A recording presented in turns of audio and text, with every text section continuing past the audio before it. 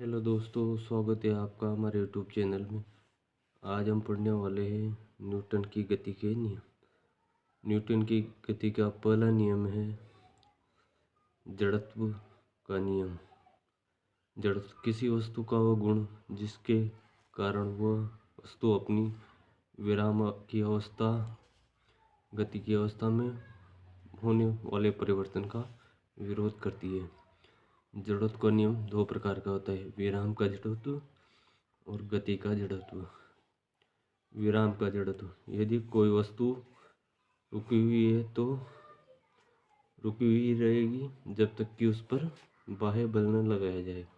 जैसे दरी, कपड़े को डंडे से पीटने पर धूल का निकलना, कांच की गोली मारने से छेद तथा पत्थर मारने पर कांच बिखर जाता है। अचानक गाड़ी को चलाने पर यात्री पीछे की ओर झुक जाता है।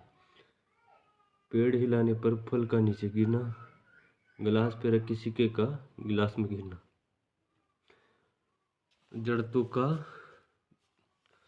दूसरा गति का जड़त्व, कोई वस्तु गतिशील है तो गतिशील ही रहेगी जब तक कि उसे रोकने के लिए कोई बाह्य बल न लगाया जाए। उदाहरण, अचानक गाड़ी के रुकने पर यात्रियों का आगे की ओर झुकना। जब अचानक दौड़ता हुआ घोड़ा रुकता है तो वह आगे की ओर झुक जाता है।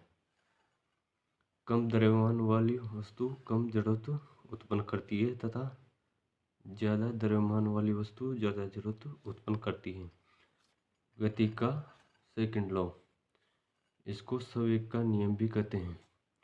जब कोई व्यक्ति फुटबॉल को किक मारता है तो फुटबॉल चलना प्रारंभ करती है, लेकिन व्यक्ति को इससे चोट नहीं लगती। लेकिन व्यक्ति किसी पत्थर को मारता है तो उसके पैर में चोट लगती है। उदाहरण, इन उदाहरण से पता चलता है कि किस वस्तु से होने वाला प्रभाव इसके द्रव्यमान और वेग पर निर्भर करता है। संवेग का नियम, P बराबर संवेग बराबर द्रव्यमान और वेग का गुणनफल संवेग कहलाता है। किसी पिंड, वेग और द्रव्यमान का गुणनफल ये उसका संवेग कहलाता है। एक सदिश राशि जिसके P से व्यक्त करते हैं, इसका मात्रक किलोग्राम प्रति सेकंड होता है। यदि दो पिंडों के m1 व m2 का वेग एक समान हो तो बाहरी पिंड का संवेग अधिक होगा। किसी वस्तु पर लगाया गया बल उस वस्तु के द्रव्यमान तथा उस वस्तु के